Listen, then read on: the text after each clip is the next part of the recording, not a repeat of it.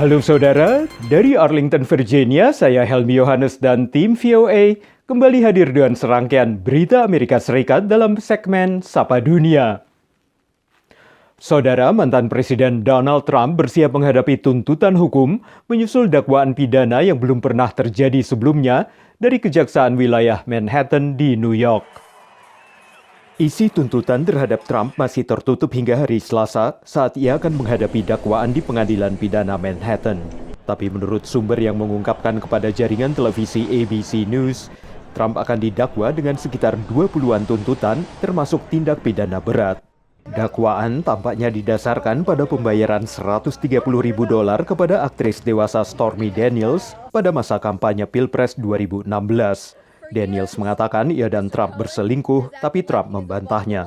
Kepada ABC News, pengacara Trump, Joe Tacopina mengatakan telah menyiapkan pembelaan, termasuk apabila Trump didakwa melanggar undang-undang pendanaan kampanye.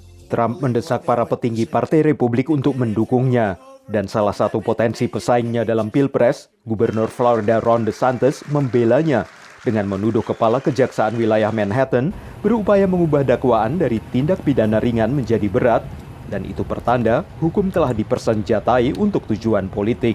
Dilaporkan Presiden Trump menuju New York Senin ini untuk menghadapi dakwaan pada Selasa waktu setempat. Sementara kepolisian New York tampak meningkatkan keamanan, khususnya di sekitar gedung pengadilan. Saudara, para menlu negara-negara Pakta Pertahanan Atlantik Utara NATO bertemu di Brussels pekan ini untuk kembali menyatukan langkah menyikapi perang Ukraina. Aliansi ini juga mendapatkan angin segar dengan ratifikasi bergabungnya Finlandia sebagai negara anggota, menyusul persetujuan dari Turki. Parlemen di Ankara akhirnya menyetujui perundangan mendukung bergabungnya Finlandia ke dalam NATO. Sekjen NATO merespons positif perkembangan ini yang menandai ratifikasi tercepat dalam sejarah aliansi tersebut. Finland will formally join our alliance in the coming days. Their membership will make Finland safer and NATO stronger. Serangan Rusia terhadap Ukraina awal 2022 membuat Finlandia dan juga Swedia mengubah posisi masing-masing yang sebelumnya bersikap netral. Keduanya mengajukan permohonan menjadi anggota NATO Mei lalu, sekitar 2 bulan setelah serangan Rusia. AS di bawah pemerintahan Joe Biden mendukung kuat keanggotaan Finlandia dan Swedia dalam NATO. Dan bila pun proses terhadap keanggotaan Swedia masih bergulir, pengesahan keanggotaan Finlandia saja sudah menjadi pukulan bagi Presiden Rusia Vladimir Putin, menurut analis. Putin fought the war, as far as we know, starting in February 24th, 2022 in Ukraine, to challenge and to threaten the NATO alliance, to block Ukraine from entering. So I think that he was hoping to sort of set NATO back on its heels. And it must be very frustrating for him to see that in the case of Finland, the exact opposite has occurred, that the alliance is in fact expanding. Lawatan Presiden Tiongkok baru-baru ini ke Rusia juga bakal menjadi isu pembahasan para Menlu yang bertemu dalam pertemuan NATO dan Uni Eropa di Brussels. Demikian laporan tim VOA. Beralih ke Chuck Rose, warga Houston, Texas, yang mendirikan Gamelan of the New Moon berbekal seperangkat gamelan baru dari Indonesia. Ke-15 anggota kelompok ini adalah warga Amerika yang pernah memiliki pengalaman bermain gamelan.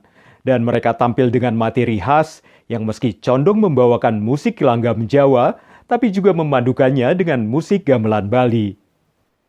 Seperti namanya, Gamelan of the New Moon, kelompok gamelan di Houston, Texas ini memulai perjalanan seninya dengan seperangkat gamelan baru yang didatangkan langsung dari Indonesia. Dengan 15 anggota warga Amerika yang kebanyakan pernah bermain gamelan, mereka ingin meneruskan kecintaan pada musik tradisional Indonesia ini. But the instruments that we used to play, definitely Javanese style, and when we had ours made, we kind of like the idea of sort of a hybrid in between the two. And so while we lean heavier in the Java direction, it's still a hybrid sort of. Hibrida antara gamelan Jawa dan Bali dengan nuansa musik yang terdengar lebih modern membedakan Gamelan of the New Moon dari kelompok gamelan yang lebih tradisional. We were stuck in the mindset of we can only be taught. by someone who has come from Indonesia and, is sort of a master of the genre. And with time and, a lot of practice, while we love to learn from different sources, we know that we can also come up with our own material. Jennifer Gillespie yang telah bergabung dengan kelompok gamelan ini sejak awal berdiri 7 tahun lalu, membawa pengalamannya sebagai penari. I learned about gamelan through dancing, through studying Balinese and Javanese dance. Since I don't do any kind of Indonesian dance now, I've stuck with the gamelan because I love the sound of the music. Tujuan utama mereka adalah memperkenalkan gamelan ke publik Amerika, terutama warga Amerika di Houston yang kebanyakan tak memiliki pengetahuan mengenai gamelan. Dari Houston, Texas, VOA.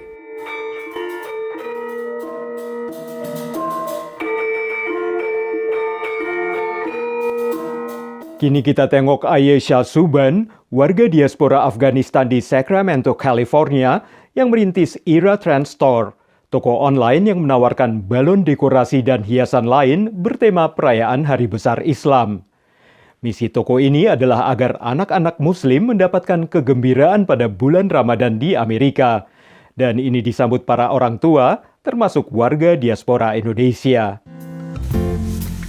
Menjelang akhir tahun saat warga Amerika merayakan Halloween dan Natal, rumah-rumah pun terlihat meriah dengan berbagai dekorasi luar ruang. Me and my kids gets really fascinated by the lights and the inflatables all around the street. So we just keep walking all the winter season in the street every evening. Terinspirasi oleh dekorasi di sekitar rumahnya, diaspora Afghanistan di Sacramento, California, lantas merintis Era Trend Store. Ibu dua anak yang juga hafiz Quran ini ingin mengembangkan tren balon dekorasi bernuansa Islam.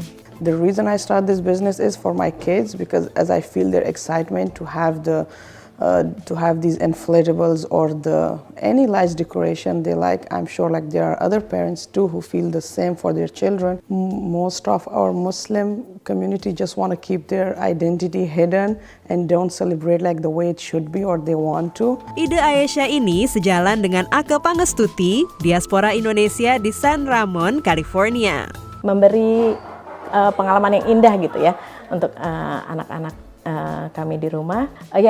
Menurut saya penting ya untuk saya dan keluarga untuk terus merayakan kebahagiaan sebagai Muslim di Amerika. Adi Sumandi, Ustadz Komunitas Muslim Indonesia di San Francisco Bay Area, memberi tanggapan positif memasang dekorasi saat Ramadan dan Idul Fitri sepanjang tak berlebihan. Itu bukan keharusan, tetapi bisa dikatakan itu adalah sebagian dari syiar. Ya. Jadi kalau kita membuat dekorasi-dekorasi tertentu, ini Masya Allah banyak positifnya. Malah Islam itu bukan doom and gloom ya, hanya serius saja kan, tidak. Dari Sacramento, California, VOA.